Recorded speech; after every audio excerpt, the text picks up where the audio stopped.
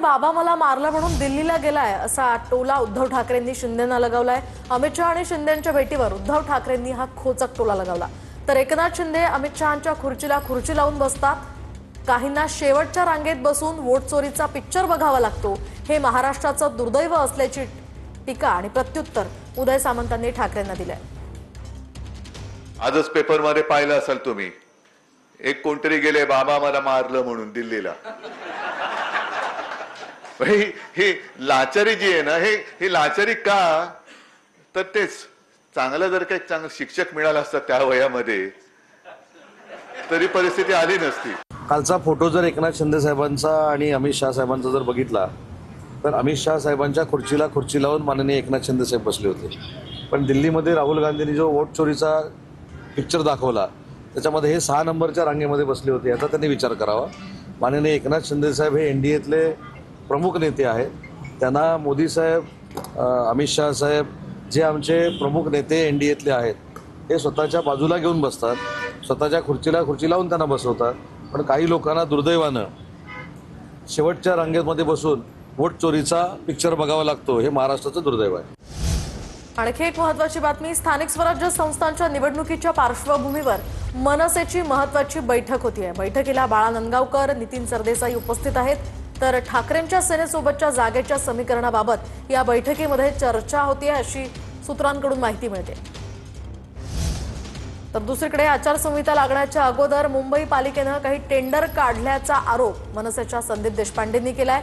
सनी पांडे हा व्यक्ती कोण, त्याच्यासाठी टेंडर काढलं का याची मुख्यमंत्र्यांनी चौकशी करावी अशी मागणी देखील त्यांनी केली आहे। निवडणुकीची आचारसंहिता लागायच्या 1 महिन्यावर आधी तुम्ही एवढ्या घाईघाईने या व्यक्तींसाठी टेंडर का मंजूर करताय, हा महत्त्वाचा प्रश्न इथे निर्माण होतो। एवढी घाई कोणासाठी आहे, कशासाठी आहे, या सगळ्या गोष्टीची चौकशी ही मुख्यमंत्र्यांनी लावली पाहिजे। आणि जर आम्ही 1 आठवड्याची मुदत देतोय महानगरपालिकेला 8 दिवसाची, जर झालं नाही तर आयुक्तांच्या दालनाबाहेर आम्ही स्वतः बसून राहू जोपर्यंत याची चौकशी लावत नाही। आम्ही तिथनं हटणार नाही, हे आयुक्तांनी लक्षात घ्या। सनी पांड्या कोण आहे हा माणूस? हा सनी पांड्या माणूस, ही कंपनी जी आहे दिल्ली वेस्ट मॅनेजमेंट सनी पांड्याची, हा सनी पांड्या कोणाचा कोण आहे? हा गुजरातचा माणूस आहे, हा कोणाचा कोण आहे? याची चौकशी झाली पाहिजे। गुजरातचे जे राज्यसभेचे खासदार होते भारतीय जनता पक्षाचे, त्यांचा मुलगा सनी पांडे आहे। मग ह्याला फेवर करण्यासाठी हे टेंडर तयार केलंय का?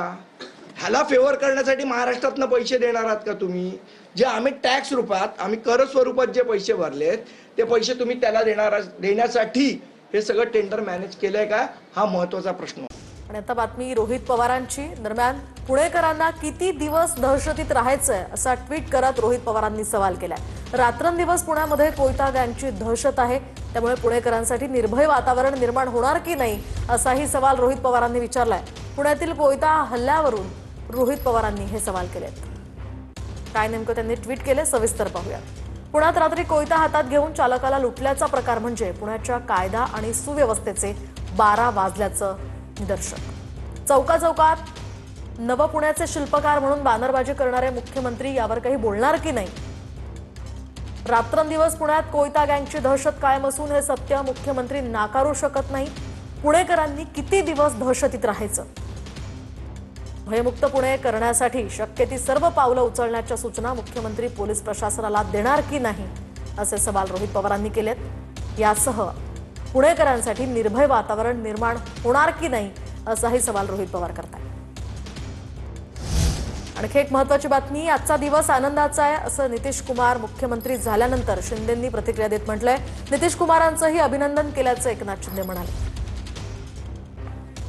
बहुत ही आज खुशी का माहौल है और मैं आज के शपथ ग्रहण समारोह में आदरणीय प्रधानमंत्री नरेंद्र मोदी जी का भी अभिनंदन करता हूं और मुख्यमंत्री नीतीश कुमार जी और उनके सभी साथियों का बहुत बहुत हृदय से अभिनंदन करता हूं। और इसलिए जो प्रधानमंत्री जी ने यहाँ पर विकास के लिए डबल इंजन सरकार के माध्यम से जो योगदान दिया और नीतीश कुमार जी ने यहाँ पर जो कानून व्यवस्था बनाए रखी, इसका यह नतीजा है।